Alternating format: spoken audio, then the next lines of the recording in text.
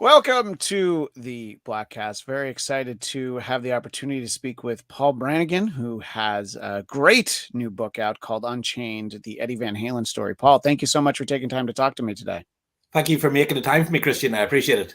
Absolutely. Now, obviously, Eddie Van Halen is such an enigma in the sense that, Yuki's one of the greatest, rock guitarists of all time. You can have the conversation. You can talk about Hendrix. You can talk about him. But there is not that much written with him. Like, he's the opposite of David Lee Roth. David Lee Roth will do 3-hour interviews with Joe Rogan where he taps out, and Dave would probably be like, "Are you sure? I could do another 3 while we sit here." And Eddie really seemed to only speak with really a handful of trusted journalists throughout his life, and really towards, it feels like in this century he barely talked to anybody, right?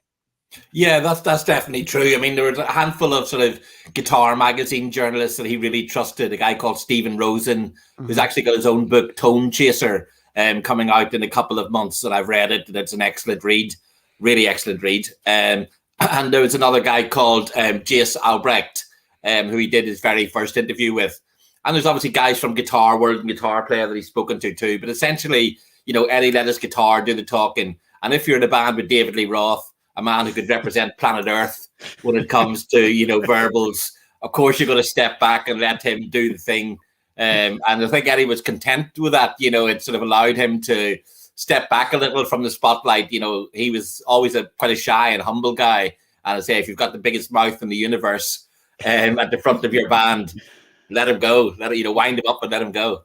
Yeah, absolutely. And interestingly, early in the book, you talk about how you met him once, and he talked to you at a time where you'll hear a few people say, "Oh, I got to interview Eddie Van Halen once," and it's usually around Van Halen 3, which is the album with Gary Sharon.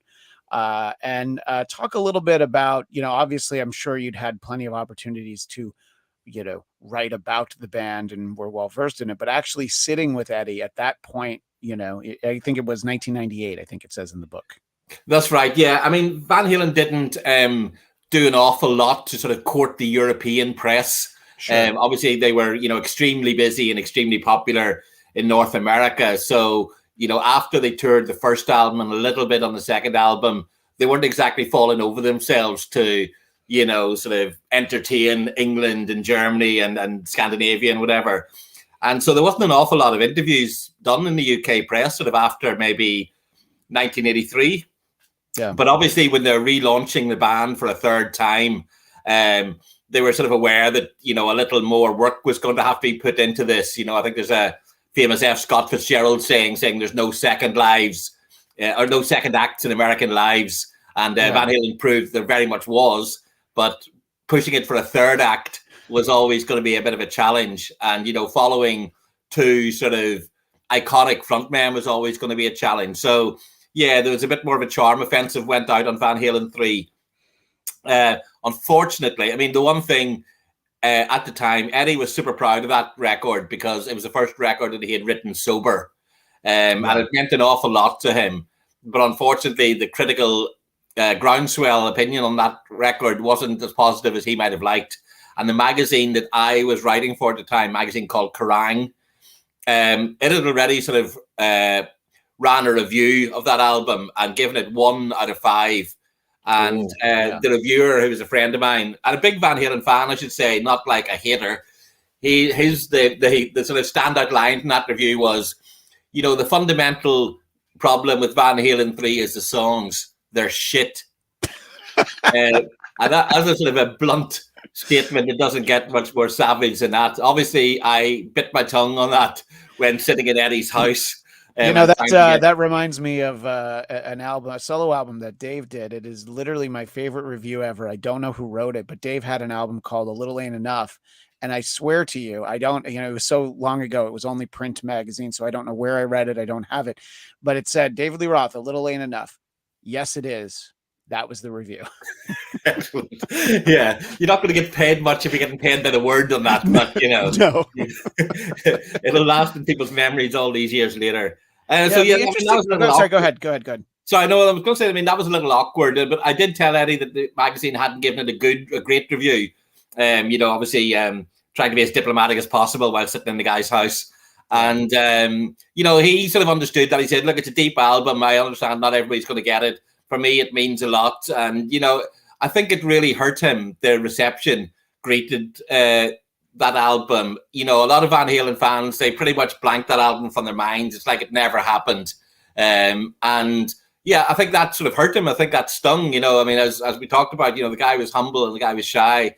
And he had a sort of sensitive, artistic disposition. And obviously, when you're used to acclaim from your 5-6 years old, everybody telling you how wonderful you are, and then suddenly the whole world turns its back on you, that's got to hurt. And it sort of, I think, is part of the reason why sort of Eddie went, beneath the radar for the last sort of 20 years of his life, really, because, it hurt so much, and he preferred to stay shielded in his studio and with his friends and family rather than putting himself out there again. Yeah, it was interesting because there would be like Eddie Van Halen sightings. It was my favorite anecdote was, he went to a Tool concert with his son Wolfgang, and someone seated in front of him just asked if they would take a picture, but not with Eddie. Just, can you use my camera and take a photo? They had no idea that he had asked Eddie Van Halen. Yeah. So I love sort of hearing things like that. And Wolfgang, I think, has done a great job in really focusing on his own music and not going out there and doing Van Halen covers. But he, to hear him talk about his dad, I think it has been really kind of a revelation since he passed, and, you always see hints of it, obviously this was the rock and roll party band. I mean, every bad story that you'd heard about bands on tour, were taken and, I don't know, really amplified, no pun intended, for Van Halen. But it seems like still at the core, Eddie was this sweet guy, but just,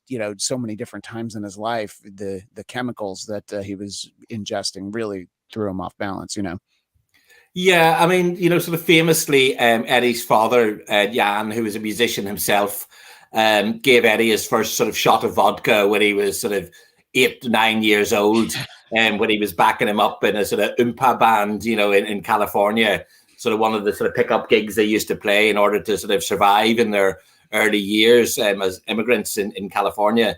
And, obviously back then, there wasn't such things as, sort of counseling and the sort of the same sort of safe spaces for artists, and that sort of help. It was sort of get up there, do your thing, whatever it takes, and Eddie, like as I said before, he was a shy guy, and he found that alcohol and later, cocaine essentially proved to be the things that would sort of rid him of his nervousness, and he said, that he wrote so many of his best songs sort of under the influence, because while he was in that sort of less sort of uptight and less conscious kind of state, his fingers would sort of move and do their own thing, and they would find their own voice. And I mean, obviously alcoholism and addiction is something that can affect anybody, whether you're the CEO of a Fortune 500 company or whether you're a janitor, sweeping out a schoolyard. I mean, it happens, and it's obviously something that, people have struggled to come to terms with, all throughout their lives. And Eddie, the good thing was, as many sort of ups and downs as he had, and there were certainly a lot of dark nights of the soul. So in the latter years of his life, he did get clean, he did get sober, he was married, he spent a lot of time with his family. And I think that, the circle did close quite nicely for him. And obviously, the tragedy of the last couple of years of his life when he was ill is, heartbreaking. But at least, seemed like he got to enjoy those years sort of in good spirits and in a clear mind, and, surrounded by the love of the people that he loved most. So, there's some consolation in that. Yeah, and by all accounts, I don't think he's spoken about it in specific terms, but there was to some degree a reconciliation with even Sammy Hagar, who obviously was the most contentious of his former collaborators. I mean, the interesting thing is I recently found out, just listening to a radio show, I had no idea that I attended the last Van Halen concert at the Hollywood Bowl in Los Angeles, because Oh, wow, obviously okay. we had no reason to know that that was the last tour, that, I knew that was the end of the tour, but I was like, well, of course we're going to see them again at some point. And that was actually the first time I'd ever seen them. I didn't see them until 2015, because when I was a kid, it was just like too expensive, and that sort of a thing. And there was this dynamic between he and Dave where it's like, you see it in so many bands where it's like, you don't have to like each other to work together. And Dave even kind of made light of it. I mean, there were no tensions on stage, maybe because it was the end of the tour, but, Dave even says, like, I think he referenced, for some reason, I think he referenced John Bon Jovi and Richie Sambora. And he's like, yeah, the difference is that I know I need to apologize to Eddie every few years, and they kind of had a laugh over it, so they, who knows, had Eddie, continued performing, where it would have gone, but you get the sense completely from afar that he was, in at least a good sense, professionally, and he did really enjoy his private life, from sort of what you're saying, but also just to hear Wolfgang talk about it, and there was Wolfgang's talked about, there was this idea that they wanted to do what they called the kitchen sink tour, where they were going to do a set with Dave, a set with Sammy, and then maybe even have Gary come out. There was sort of like this idea, but it's so surprising, really, that really the 21st century has almost no output of Van Halen. And as you reference in the book, A Different Kind of Truth, those weren't new songs, that was just reworking stuff. Do you think, to bring it back to Van Halen 3, because he was sober and it was such a personal expression, do you think that just put him off? I mean, you have a quote early in the book. I don't know that if he said it to you or he said it to another interviewer. He said, "I'm one of the most insecure fucks you'll ever meet." So to be that person, even 20 years later, and put out a personal album, and people are like, this is the worst thing you've ever released. I mean, how much do you think that impacted, sort of where he went creatively for really the rest of his life? I mean, I personally think that was massive. I mean, he did make that statement, to me while I was sitting there. And, obviously Eddie recorded all the time. I mean, one of the things I mentioned in the intro to the book is that even when we were doing the interview, he sat a tape recorder down alongside my own. And at the time I thought, okay, excuse me. At the time I thought, okay, he's obviously, a little bit paranoid about being misquoted, and he's sort of, he's sensitive about, coming back with this new iteration of the band. So he's got to be careful and whatever. So that's what I imagined the tape recorder was for. And it was only later, when sort of researching the book, really, and reading an interview with Chuck Klosterman in Billboard magazine, where Eddie did talk about, sort of composing so much of his music while he was sort of in an altered state, let's say. And actually what he was doing with the tape recorder, because he played guitar unplugged throughout the interview. And, what it was, that he would sort of tape everything, basically. Every time he had a guitar in his hand, he would try and tape it. And then he would go back to it and sort of see what sort of nuggets were buried, amidst the sort of doodling and noodling that was going on. And that was quite a sort of interesting way, to work. So obviously he was recording, hundreds and thousands of hours of music, which I'm sure is up there in 5150. And, the exciting thing, I guess, as much as the tragedy of Eddie's passing, I guess the exciting thing about Wolfgang's being such a sort of considered and thoughtful curator of Eddie's legacy is that you might hope that at one point, perhaps it'll be when Wolfgang's own sort of career, he needs a break from that or whatever. It might not be 5 years' time, might not be 10 years away. But at some point, he's going to go through those tapes and he might uncover sort of pieces of music that show an entirely new side of Eddie Van Halen, and show just what an extraordinary gifted musician he was beyond the sort of confines of a rock and roll band. Because, the guy was a genius, essentially, like you say, perhaps second only, or perhaps first to Hendrix, as the most influential guitar player of sort of the modern age. And it's exciting, I think, for Van Halen fans to imagine that the story isn't over and that there'll be yet so much music sort of that can come out that'll really show what an extraordinary talent the guy was. Yeah, I imagine it, after Prince passed away, we heard about, obviously he recorded so much that there were so many tapes at Paisley Park. There was a vault, but then there's also a long hallway leading to the vault that was also filled with tapes because the vault was full, I guess. So I would imagine that that's the same sort of a thing. And I mean, just hearing some half-hearted ideas that he never actually pursued. But I'm sure that in terms of getting full-blown actual songs, who knows what there is in there. And I think you're right. I think Wolfgang would need some time to want to do that. And I think I mean, he's even said that his dad gave him the advice to just do your thing. Don't go out there and try and get compared to me all the time. To sort of backtrack a lot. The book really details the earliest beginnings of the Van Halen family. Sort of overseas and coming over. And I don't think that I realized just how sort of down on their luck they were when they emigrated to the United States. I mean, a lot of us here in Southern California, we think of Pasadena as a relatively nice place, but talk a little bit about sort of the circumstances that brought them here, and that they were, when I'm reading the sentence that they moved into a 3-family home, I'm like, well, that sounds nice, but that they shared it with 2 other families and they all slept in one bedroom. Yeah. Like, oh, okay, now I understand what this is. Yeah, I mean, I think the circumstances were certainly tough for them. I mean, originally, Eddie's mother and father, they met in Indonesia. Eddie's father was sort of there with like a Dutch marching band, and his mother was a secretary, sort of working in an office building. And there was sort of a lot of instability in the country. Basically, that a new sort of president take over, and it was a Dutch colony, and he basically wanted the Dutch out of the country.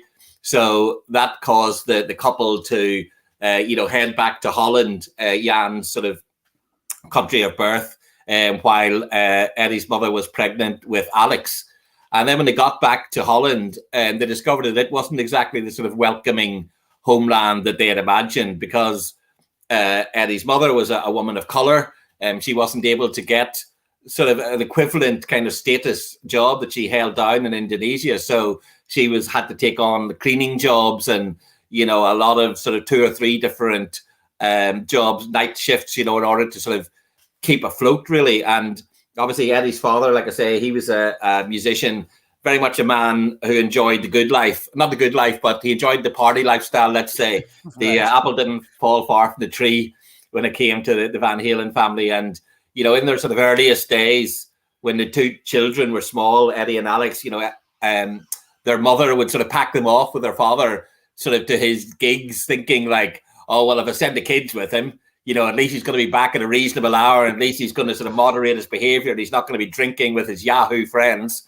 But no, that did not happen. Instead, Jan carried on exactly as he would have done had the kids not been there. And the kids had their minds blown, because obviously they're surrounded by adults who suddenly all the, the rules and the shackles are off. You can imagine them sitting, smoking and drinking and swearing and carousing and doing whatever it is that, grown men acting half their age like to do.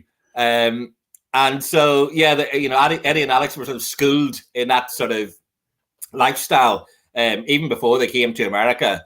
And so when they got over to America, there wasn't a lot of work in Holland for a big band musician anymore. Eddie's father was a clarinetist. They moved to Pasadena because they had relatives over there. And like you say, they moved into a 3-bedroom house with 2 other families. It was tough. Eddie talked about, going to pick up metal from the scrapyard in order to sell it. And, his father sort of did any job he could, and he played any gig he could. And his mother worked nights and did cleaning jobs. And they really scrimped and saved to, just to keep their heads above water, and this is obviously, the American dream and the gold rush of California. Everyone thinks it's going to be the promised land. And eventually it was, perhaps, but there was a lot of hard yards were put in before they were able to do that. Yeah, and I think the interesting thing is, obviously they show up and the Van Halen brothers, obviously they don't speak English, so you have an anecdote in there of an older boy who smacked Eddie in the face with a baseball bat because he didn't understand the question of do you want me to hit you in the face with this bat? But that, of course, as so many stories go, that once they started playing music and they were a little bit older, they became incredibly popular. And one of the most interesting things as that sort of journey begins for the two of them is that Eddie starts out playing the drums and Alex has the guitar. But then they basically switch, right? Yeah, so I mean, they were both sort of given these instruments, and Eddie at the time had a paper round in order to pay his father back for his drum kit. So he would be out at 5 a.m. cycling around the Pasadena neighborhood, and then he would get back and find Alex sitting behind his drum kit thumping away, and obviously Eddie was getting a bit pissed off with this. So at one point he goes, "Well, you take the bloody drums, and I'll take your guitar." And obviously he found an affinity for that guitar, very much so. The order of things, the universe balance was restored. But the two of them together were such a sort of they were as thick as thieves from the time they arrived in California, because as you say, they faced a lot of racism, they faced a lot of sort of ignorance and prejudice as a couple of biracial kids, and they stuck together, they played music together, and that was their language. They couldn't speak English yet, but they could intuitively sort of be in tune with one another, when it came to having instruments in their hands. And I mean, both prodigious talents. And obviously Alex sometimes doesn't get the sort of acclaim that he maybe deserves. He is a fantastic drummer. He's the John Bonham of that group. But obviously when you're in a band with Eddie Van Halen and David Lee Roth, someone's got to, be in the background. But I think, without Alex sort of grounding and without that sort of protection that he offered his younger brother, they might never have made it out of the bedroom. Yeah, no, I think that that's a great point. And obviously the book focuses on these backyard high school parties that are legendary, and every once in a while you'll hear someone tell a story of being one. I believe you have an account from Mark Kendall from Great White, who, he grew up in Southern California. So he actually, went to one of them, and you hear about it once in a while, that it's just, sort of what the scene was. What I had heard the story before about how David Lee Roth was interested in joining the band, but he wasn't very good. I didn't realize that he auditioned for them twice, and I guess the second one actually went worse than the first, is the way you wrote it, right? Yeah, you don't see any mention of that in Dave's autobiography, Crazy from the Heat. Strangely enough, history is written by the winners. Yeah, and by the way, I love that you mentioned that in Dave's autobiography, he mentions Valerie Bertinelli was hanging around backstage and I didn't know who she was, so she moved on to Eddie. Yeah, there's a lot of that. I mean, Dave is, he's not shy about singing his own praises, and understandably so. If I was David Lee Roth, I'd be talking about me all the time too. But yeah, I mean, Dave, he obviously had ambition. One of the things I mentioned in his book is that people who knew him from his teenage years, they called him Superstar, because in his head, that's what he was, when he was 15, 16 years old, before he could do anything. Obviously, he was the hottest looking girl in California. He was, he'd got the ego, he'd got the swagger, and, people were super attracted to him, sort of just as a character and as a personality, before he joined the band. So he needed a vehicle, for his talents. And obviously he saw the Van Halen brothers and was like, okay, that's my ticket out of here. That's my sort of rocket to the stars. And I think, it's fair to say it was a marriage of convenience at the start. Dave's ambitions were far outstripping his abilities in his earliest days. But they sort of found like a balance, once again. I mean, Dave couldn't do what Eddie and Alex could do, and they certainly couldn't do what he could do. And there was almost, always a bit of tension and always a bit of friction and always a certain amount of ego involved, like that story you mentioned about Valerie. I mean, Dave never wanted to play second fiddle to anyone, to the point where he wouldn't even be best man at Eddie and Valerie's wedding. Although he did buy Eddie his tuxedo, which was, I guess, one of those sort of backhanded gestures. It's like, I'm not playing back up to you. but here you go. I shall lavish this upon you. Go and have, go and have your day, my man. But I mean, yeah, together, obviously a dynamite combination. And, anybody who I was lucky enough to see Van Halen in those days, or, right through to the end. I mean, the chemistry, within that sort of original unit was just sort of breathtaking and super dynamic. And it's impossible not to sort of be, even the thought of it, sort of what those guys would have been like at sort of 18, 19, 20 years of age. It's just, you have a big smile on your face just to imagine it. There's also I should give credit here to a book called Van Halen Rising by a guy called Greg Renoff, which does a brilliant job of depicting that early sort of backyard party scene, interviewing literally hundreds of people who were there. And it's an exhilarating kind of time. I mean, I sort of skipped through that in sort of a chapter. Greg Renoff's book is sort of 200 or 300 pages on this, that same sort of evolution, maturing process. And just like super exciting. The idea of seeing a band that good playing in your neighbor's yard, 3 or 4 times a week is just mind blowing now. And they were pulling thousands of kids. The cops were showing up with helicopters.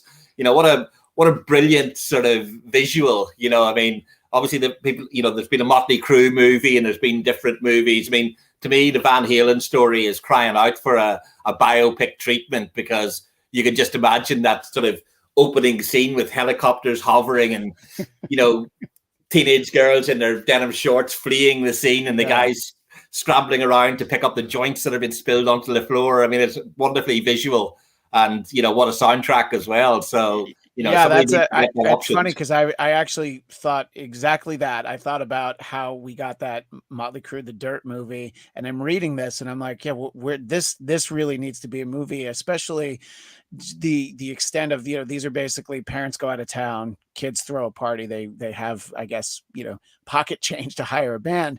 But the interesting thing was when they get to the point where they're actually having, management and record company people come look at them. I forget who it was, but somebody actually goes to see them at one of these parties, but they leave because they don't want the cops to show up, and they're like the only adult there, right? That was something I remember from the book. That was a lady called English Kathy who ended up sort of booking and managing the band, and she was like sort of blown away by seeing the band, but also slightly terrified because the kids are out of control. And she was like, I'm the one who's going to go to prison here, I'm going to be nicked overnight, when this place gets busted. So but just so much energy and so much excitement, and say, Richard Linklater or somebody could do a fabulous job of putting that on screen.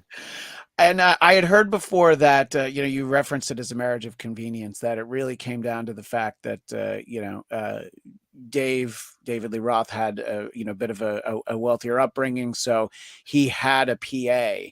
And so that was the main reason. Instead of renting it from him, they're like, I'll just put him in the band. But obviously they knew what a showman he was, even if he couldn't really sing. Now, the thing that I didn't realize was that Michael Anthony also ended up in the band, because when that PA broke, he had a PA. So half the band comes from having the right equipment, which I had never heard that anyway. I don't know if that was in the Greg Renoff book, but I didn't realize that Michael Anthony also got into the band because he had a PA. Yeah, well, it's funny, obviously, musicians sort of try and plot their course with sort of unerring precision, and they're really careful about every move they make. But then the universe intervenes and things just fall into place sometimes for the most random reasons. I mean, Van Halen had a really good bass player sort of in the early days, pre-Van Halen, a guy called Mark Stone. But his sort of drawback was that he was a smart kid who was really good, academically, and he wanted to focus on classes. And, when he was having to sort of go out into Hollywood and play, sort of 4-hour shows 3 or 4 nights a week and maintain his 4.0 grade average, that was always going to be a struggle. And that's when he started sort of slipping. And that's when the opportunity for Michael Anthony to slot into the band came. Right, exactly. And, I think that obviously Dave and Eddie really overshadow everybody, but, Michael Anthony's contributions should also not, be overlooked. I mean, to the fact that Sammy still plays with him, and he's he's a great singer as a a backup. He probably could have fronted his own band at some point if he had wanted to, but so that combination, basically we get that. And I thought one of the interesting things about the book was, in addition to these stories about Eddie and about Van Halen, we're just putting things into context. You're talking about them seeing, the Van Halen brothers seeing Led Zeppelin at the Forum, but then getting sort of the backstory about how Led Zeppelin was focused on, basically becoming the biggest band in rock. There was like a vacancy when the Beatles disbanded, and also just little sort of things like that. Like, I also didn't realize how Michael Schenker ended up in UFO, so there's like little things like that are just like, I think if I had read books on those bands, I would know, but it's interesting how all these things sort of touch each other, and, Van Halen obviously inspired by what they see from Led Zeppelin. But how shy was Eddie really? I mean, there's you hear about him playing Eruption with his back to the audience, but that seems less of a Jim Morrison shyness thing and more like, I don't want anybody to know what I'm doing. Do you think it was a little bit of both? I mean, I think in that case, it was definitely a sort of a shielding it from people because it was such a, sort of revolutionary technique. And obviously there's some debate, which will go on forever, about who exactly invented finger tapping. Yeah. Because there's, a sort of long history from like country players and, through to like somebody like Steve Howe or Steve Hackett from Genesis. So there'll always be debate over that. And even in sort of in Los Angeles, there was talk of guys in Pasadena, who were sort of doing that. A guy called Terry Kilgore, who was sort of credited with doing that sort of thing and teaching Eddie that. But Eddie turned it into an art form. Whoever was the very first to do it, he turned it into an art form. But I think, I mean, by all accounts, he was a very shy guy. He, right through his career, when he would give interviews, he would say, like, I don't really like talking to people that much. I feel like people, understand me necessarily. And I feel so much happier with a guitar in my hands. And, you talk to anyone who was sort of around Van Halen in those early days, certainly before the sort of chemical stimulants began to sort of take precedence over, backstage practice. Eddie was never without a guitar in his hand, ever. And, he just found it easier. It was sort of like a shield for him, I guess. There's a Rolling Stone interview where in 1984, where the journalist talks about the odd couple at the front of, Van Halen. And she said something about, talks about Eddie being as cute as a doll. And she says, that guitar and that smile is sort of his defense against the world. It's sort of, all he has to do is flash that smile and play the guitar and people leave him alone. And that's kind of what he wants. I mean, he had a lot of luck with the girls, certainly. And, Sure, he probably wasn't as, there's probably a certain amount of using that sort of bashfulness and that shyness to his own advantage. But certainly, he was, I guess, from that upbringing, not having, not being born with a silver spoon in his mouth, having those sort of inferiority, sort of complex of, sort of arriving in a new land, not being able to speak the language, having, kids sort of looked out on him because of his biracial heritage. Those are all things that are going to build up to sort of create a picture of, someone who's maybe not as socially well adjusted as they might be. And, one thing, I'm sure you've spoken to a lot of guitarists and a lot of musicians. One thing I've learned very early on is that most musicians aren't the cool guys in the school. Most musicians are the nerds.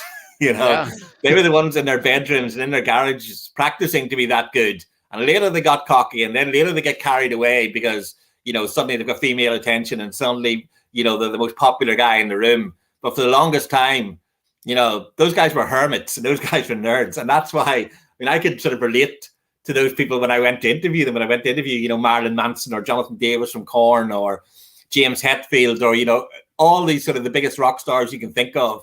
Because when you sit down with them, you can see it's like, yeah, you were just that kid like I was when I was 14 years old. Like, you weren't swaggering around and boning all the hottest chicks, You were in your bedroom, You know, Yeah, and of the guys you mentioned, obviously James Hetfield is not someone who talks to a lot of people in a similar way. Like he's usually like, I'll let Lars do the talking. You know, exactly. Yeah. when you have the big figure, it's like, great, let me just do my thing.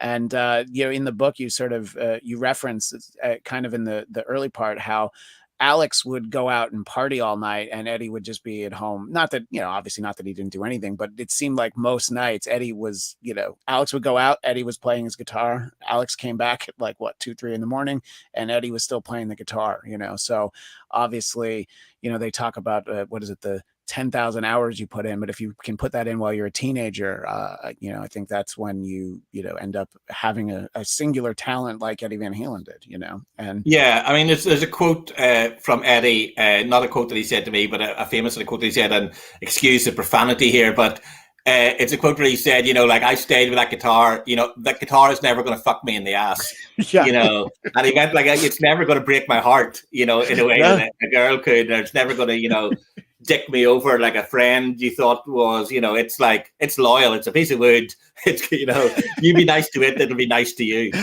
Right, exactly. So before we talk about the, you know, the sort of the ascendancy once they get signed, it's very well known that Gene Simmons from Kiss saw them early on, and he noticed something in their talent. And you know, I've been a huge Kiss fan, you know, since I was small enough to, you know, make the devil horns that Gene claims to have invented. But I don't think that, and it's very clear that throughout the existence of that band, Gene's focus has been a major concern for Paul Stanley, and in the era that we're talking about, also for their manager Bill Aucoin. So I found it interesting that you have a quote from Paul Stanley where he's like, "Oh no, we knew that the Van Halen brothers were good, but what did that do for us? We needed Gene to be good for Kiss." So that was basically why they, you know, they didn't want to sign them. They didn't want to give Gene this distraction, which I wasn't really aware of that. I knew there was a collaboration. You know, they did some studio stuff. I mean, Gene released some of those recordings recently. If you wanted to spend like $3,000 for him to come to your house and give it to you in a vault, uh, so I've not heard those recordings because I've never had Gene in my house. But kind of talk a little bit about that process and maybe the misconception that, you know, Gene was the only one who knew that the talent was there. Yeah, well, and both Paul and Gene saw the band play in Los Angeles and were absolutely sort of blown away, as you would be seeing Van Halen in 1977. And, you know, Paul Stanley said, like, even before, you know, sort of the band were walking off stage, Gene was in the dressing room, you know, offering to sign him. He signed him to his management company. And, you know, to Gene's absolute credit, you know, he said to Eddie, look, you know, I'm at the Sunset Marquee. Here's my phone number. When you get back to Pasadena, call me. And by the time Eddie got back and called him, Gene had booked them studio time at Village Recorders, I think in Santa Monica. And so, you know, they went down there at 6 a.m., started laying down like a 15-track demo. And then Gene needed to be back in New York. And he said, okay, I'm going to fly you to Electric Lady in New York. And we're going to finish up these demos. I'm going to introduce you to my manager. And we're going to get this all, you know, signed, sealed, and delivered, basically. And, you know, obviously Gene's a man who's often accused of having sort of self-interest at heart, and probably accused by himself of having his self-interest at heart as much as anyone. But on this occasion, he could clearly see the star potential. And so, yeah, as you mentioned, you know, the band went up there. And in fairness, I think they probably didn't show off their best selves. You know, in the studio, they were a bit nervous. Gene was making Eddie double track his guitars, which he never did, which he wasn't really comfortable with. And even they got them to do a sort of like a rehearsal at SIR Studios in Manhattan for the manager. And they were playing, you know, borrowed instruments. They were playing borrowed gear. And so they probably didn't they were nervous because they knew it was their big shot, because they'd been, you know, playing for years and years to just teenagers, no record industry. And so you can imagine that maybe they weren't as on fire as they would have been, particularly with like a dead crowd, you know, of like, you know, 3 crew and the manager sitting there. It's not quite the same as having, you know, 2,000 teenage girls pawing at your spandex trousers. So, you know, maybe they weren't as on it as they might have been. And so they did get turned down. But yeah, like you say, when I asked Paul Stanley about it, he said, look, you know, were they fabulous? Absolutely. Were they undeniable? Absolutely. but were we going to sort of let Gene take his eye off the ball so he could, run away with his little, pretty new shiny thing? Absolutely not. He said we'd got sort of a certain amount of turmoil in their own band at that point. They needed Gene to be focused and on point, and it just wasn't the time for him to be getting distracted. But I say it's interesting because until I'd sort of spoken to Paul Stanley about that, I couldn't understand it either. You sort of think, imagine turning down Van Halen. Like imagine that's like turning down the Beatles, or But I mean, it did happen to every band. Every band got sort of passed on by somebody, and then. But a lot of bands you would think like, if somebody passed on, you could think, well, I understand why they passed on in the end because they became a great band 5 years down the line, and they had to sort of build up to that.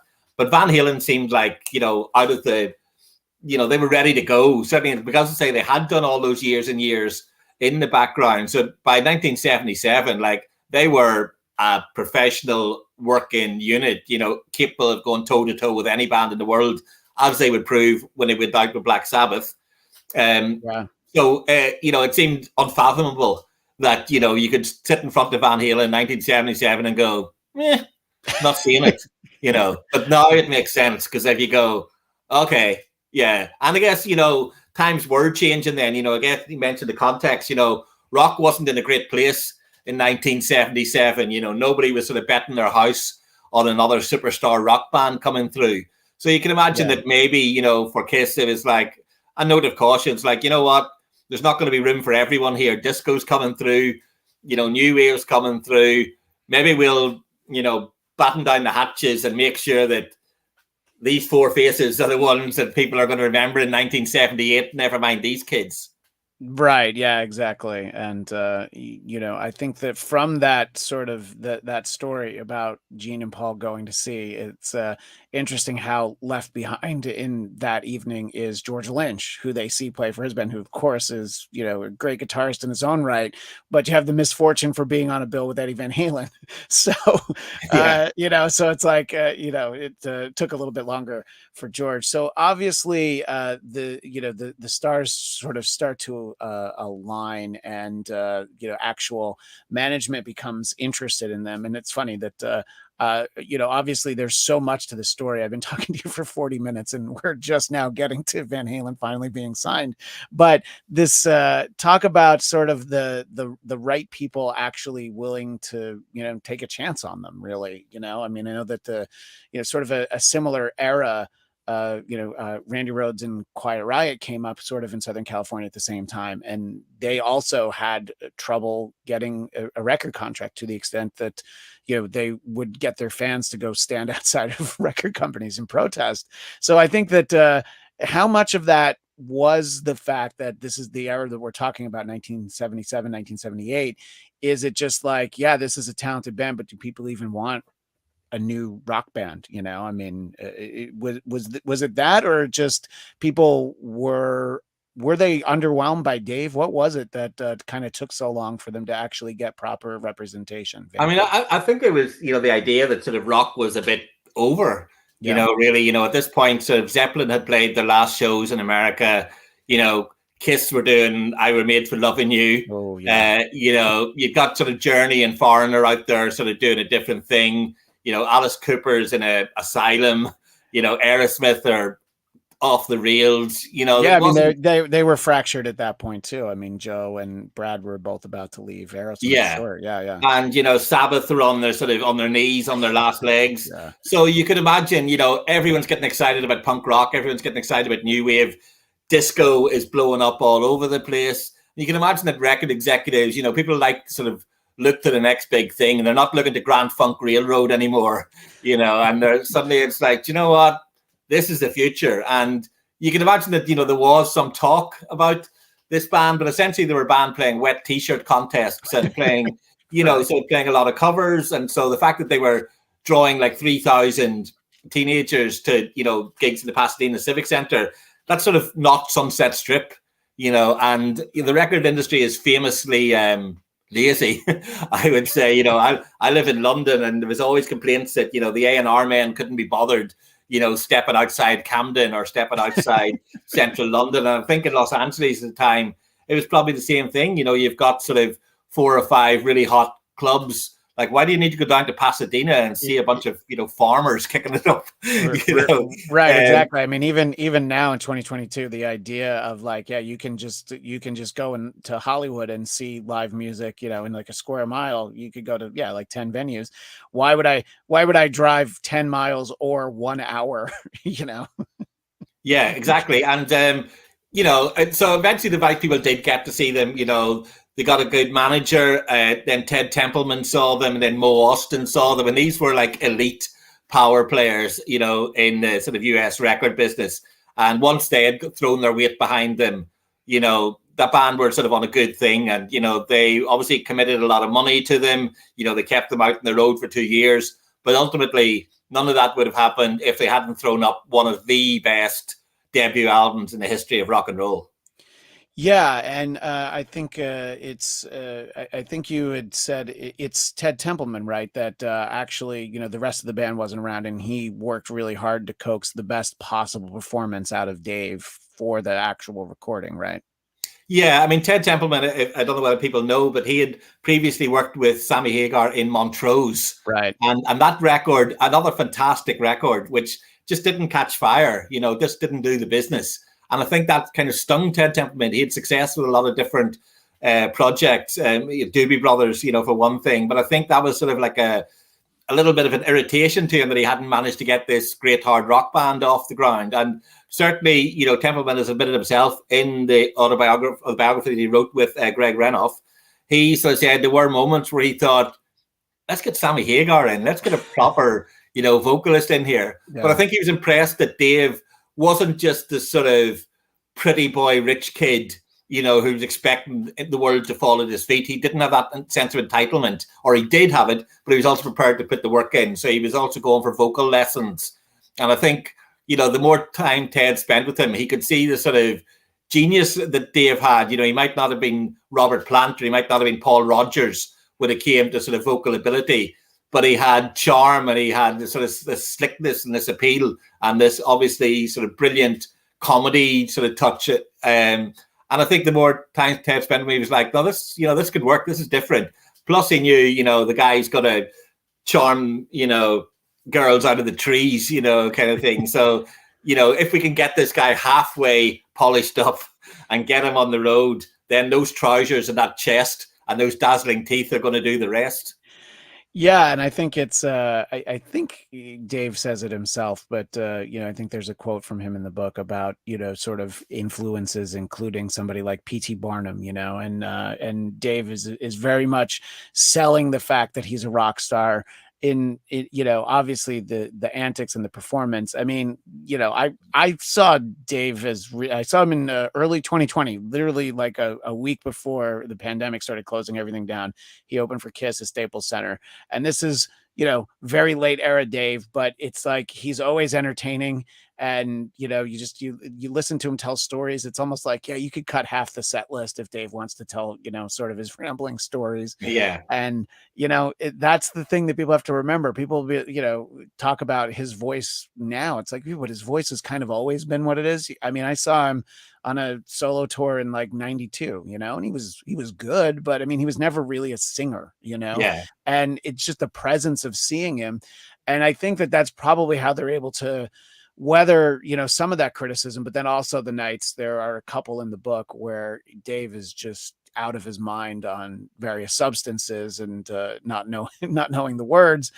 But in general, people don't go like, that was a terrible show. They're just like, oh, I got to see David Lee Roth. I think that they very quickly have that, like that book is called Van Halen Rising. Like they rise very quickly, just sort of. And how much of the exposure helps them? I mean, you write about they go on tour with Black Sabbath, who are really on their last legs. I mean, Ozzy very much says so. And by all accounts, they really kind of blew Black Sabbath off the stage because it was that era of Black Sabbath. It was sort of like that band wasn't into it anymore, right? Yeah, I mean, and credit to Sabbath. I mean, Van Halen were sort of killing them night after night in the UK. Yeah. First of all, I mean, there's sort of a semi mythical story that Black Sabbath had taken AC/DC out a couple of years earlier, And obviously, you know, AC/DC in sort of 76 were just feral, absolutely astonishing band, you know. And obviously, you know, at that point, Sabbath are already sort of drinking their own body weight in alcohol and trying to, you know, snort half of Columbia each and every night. And so obviously not exactly prime athletes. And then they're going out there and they've, you know, Bon Scott and Angus Young, and it's like, oh my God, these guys are like smoking us, you know, night after night. So the story goes that, you know, management sort of said to Warner's or to their booking agent, look, you know, we don't need that. You know, we can sell the tickets. We don't need that sort of thing. Just find us some bar band from LA. And that the, you know, the booking agent was like, oh, well, you know, funny enough, on the label, we've actually got exactly that. And then, you know, there's a story in the book where, you know, the opening night of the tour, I think it's in like Sheffield or somewhere, or Newcastle. And, you know, Sabbath are sort of all sitting in the dressing room, and they decided out of curiosity to go out and have a peek, you know, at the support band. They walk out and Eddie's doing Eruption, obviously a sort of mind-blowing, you know, the greatest sort of guitar instrumental since, you know, Hendrix doing the Star Spangled Banner. And they're like, their jaws are on the floor. And then out swaggers, you know, the hottest man in the world, you know, wearing the smallest trousers in the world. Yeah. And they're like, oh, Jesus Christ. And they all trip back to the dressing room and they sort of, you know, sort of sit there in silence and they're like, fuck. Yeah. But to their credit, and I say their story, you know, Geezer told me that, you know, that at a point, Sabbath were getting a bit riled by it. And Tony Iommi is not a man to mess with. You know, a lovely man, an absolute gentleman. But, you know, Tony Iommi on, you know, an ounce of cocaine and a lot of whiskey might not be quite the gentleman that he is in 2022. And so I think he had a discreet word with Eddie and said, look, lads, you're having fun. Great. You're doing it. Great. Don't take the piss.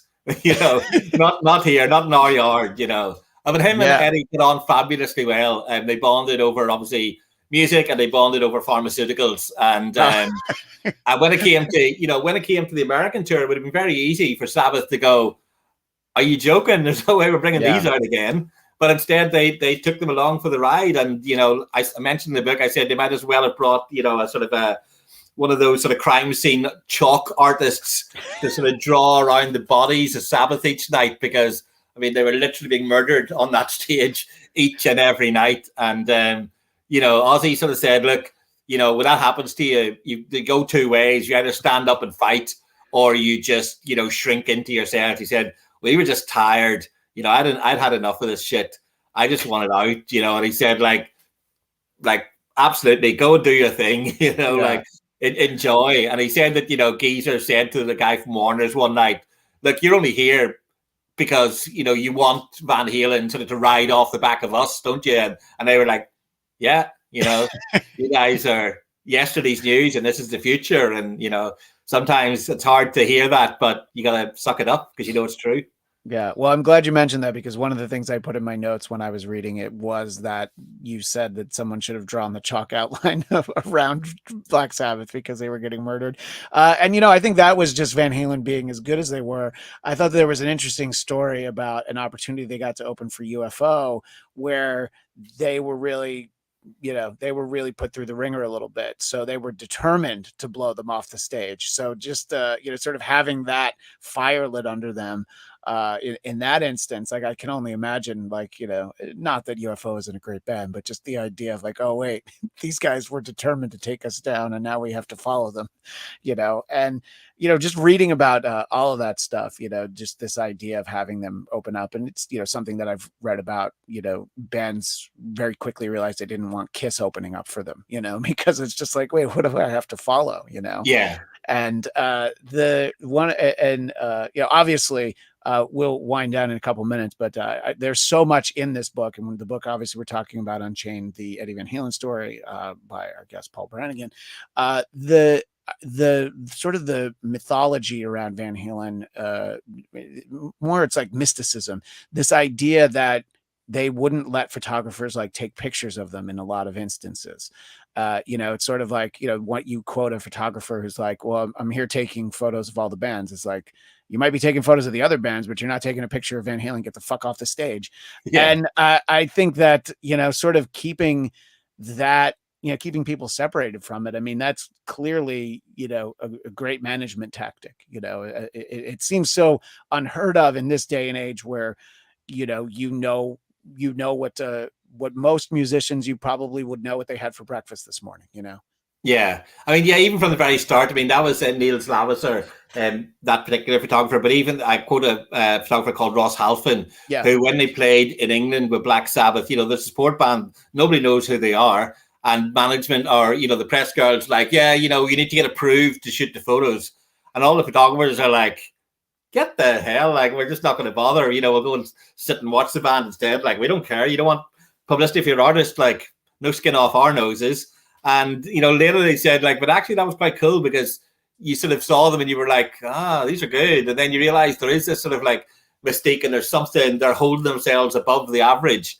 And, that's sort of a good way to conduct yourself if you want people to know more, and I guess that may be something they also learned from Zeppelin, sort of, keep the press, keep the right press close to you, but sort of keep the, the sort of the more tabloidy stuff at a distance and try and sort of maintain a sort of a certain amount of mystery and a certain amount of mystique around you. And obviously, as big as Van Halen got, and everybody knew, David A. Roth, by 1984, he was like the face of rock and roll, or at least one of the faces, alongside Madonna, alongside Springsteen, alongside Prince. He was one of the faces of American rock and roll. But people didn't know that much even then about Eddie. It's his name on the, on the ticket, it's his songs. But even so, he sort of was still in the shadows, which is, I think, how he liked it.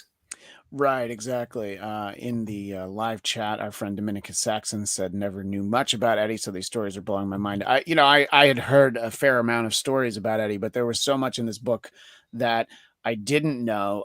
One last thing that I'll kind of touch on is, obviously they were already huge at this point, but they get this opportunity to play what was called the US Festival. And it reminds me of, this is in the late 70s, the Rolling Stones obviously were already huge, and they had been for like 15 years. And they get an opportunity to perform here in the US on Saturday Night Live, but it is a dreadful performance because they, obviously enjoyed some of the recreational activities they were known to, especially at that time. But it's almost like nobody cared. They were like, yeah, but did you see the Rolling Stones on TV? It like, Mick sounds terrible if you were to listen to it today, And this US Festival went out live, I guess, on the radio and for Westwood One, and then also on television for Showtime. But it's almost like, yeah, Dave doesn't know the words to the songs, but it's not like I knew that performance was bad. I just knew that they did it and it was a big deal. Were they kind of bad review prone, at least in that era, in terms of performing live? Maybe the albums would have been a little bit harsher scrutiny, especially when No, I don't actually think so. I mean, from the sort of like sniffier, snootier music critics who kind of despised rock music, right, and those guys always exist and always will exist, and it's always such a treat to see, to be able to ram your success into those people's faces. But there's always those guys who are like a bit like, oh, really more of this kind of, Neanderthal testosterone rock. They hated Zeppelin, they hated Sabbath. Of course, they're going to hate Van Halen. But generally, I think, they had good reviews. But I think reviewers were sort of almost caught up in the moment. They were almost dazzled and hypnotized by it all. Dave's there with his tractor beam smile, and, you sort of can't help but charm. But then you've got this wizard standing beside him. And, one of the things I mentioned about Eddie, when you think of Eddie Van Halen, when you close your eyes to think of Eddie Van Halen, you think of this sort of like super pretty kid, sort of looking in awe down at his own hand, like almost like he can't believe the magic that's coming from him. Right. And so, I think people were just dazzled by them, as a live unit. And I mean, that gig in particular, yeah, it was messy, but nobody cared. They just wanted to get wrecked with Van Halen, and every one of those people, I mean, 375,000, I think, people showed up for that heavy metal day.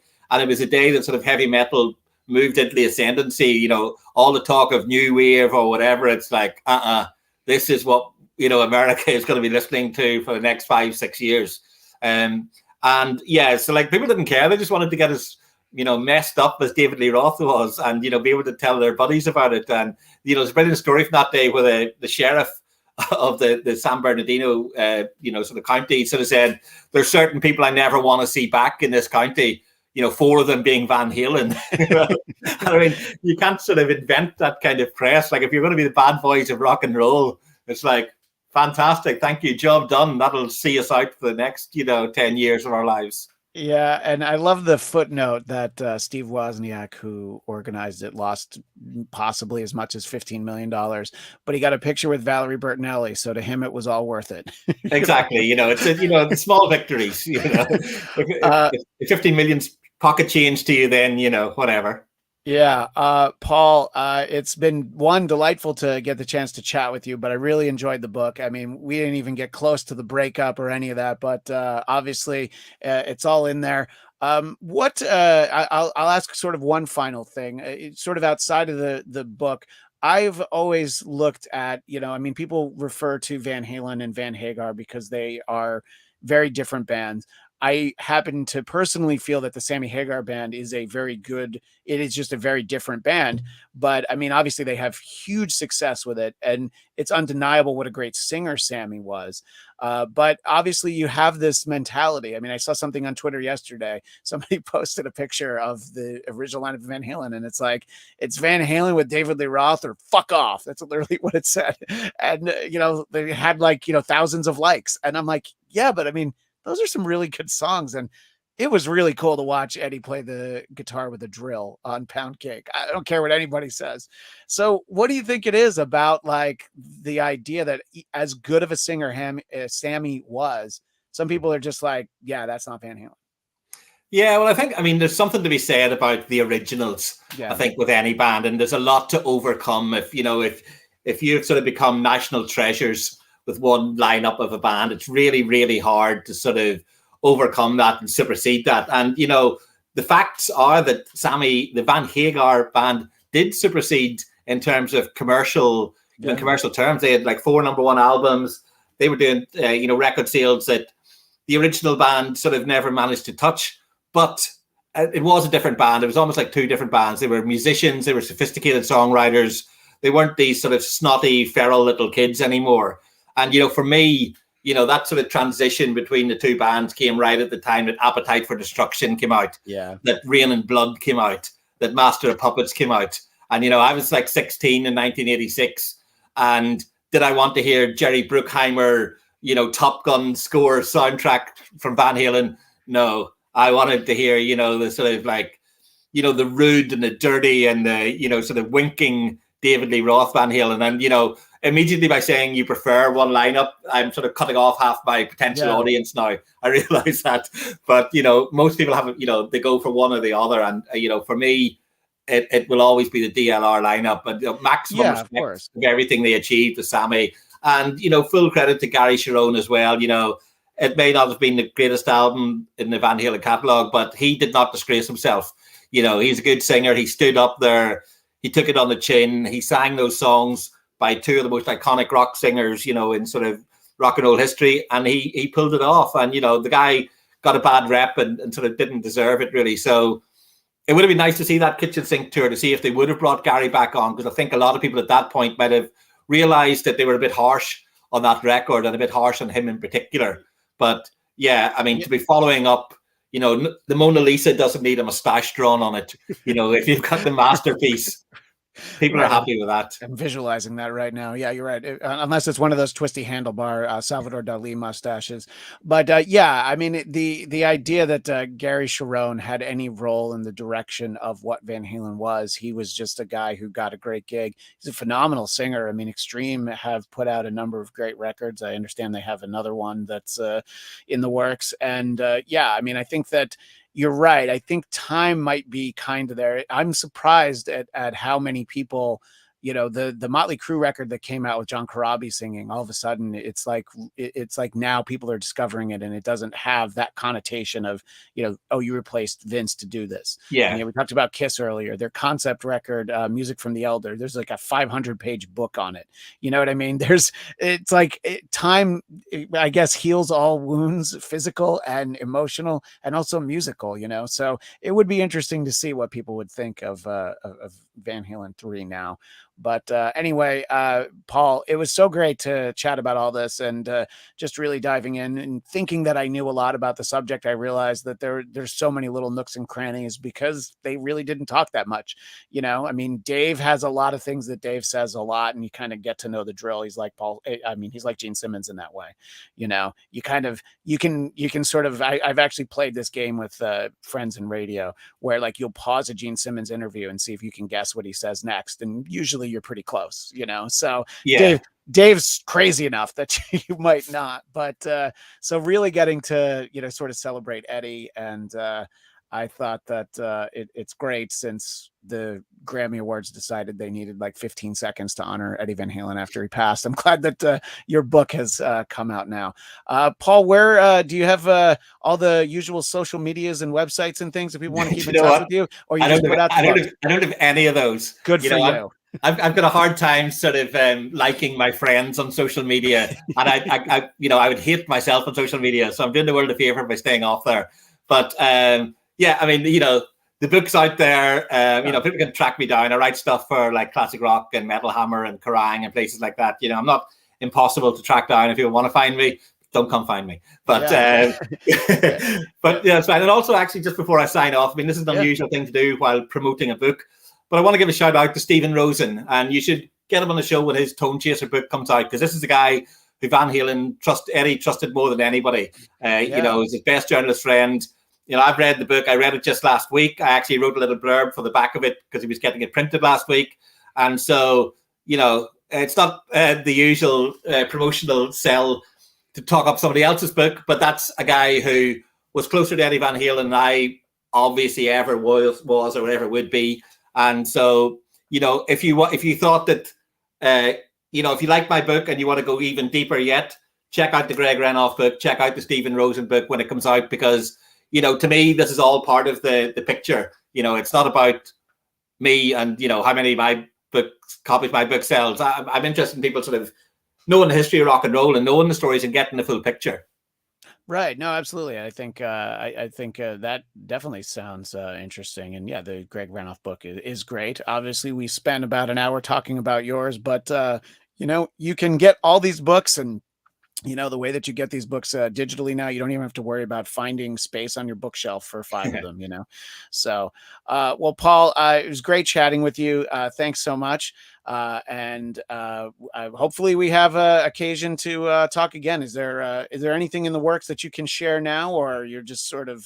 Actually, I'm sort of working on a Zeppelin book, you know, because Van Halen weren't big enough, you know, so I figured that I had to go, you know, tell an even more epic story. But no, it's a different kind of book, actually. It's not, there are some fantastic Zeppelin books out there.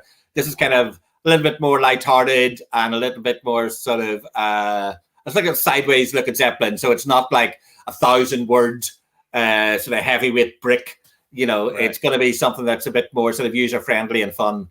But that's what we're working on at the moment. But there might be a television set thrown out the window. It you know, if we'll see. You know, I don't want to prejudge things. Yeah, no, you never know. Anyway, Paul, thanks again, and of course, the book that we've been speaking about, Unchained, the Eddie Van Halen story. I can't recommend it enough. Thanks again, and we will see all of you out in the audience next time on the Bladtcast. Thank you very much.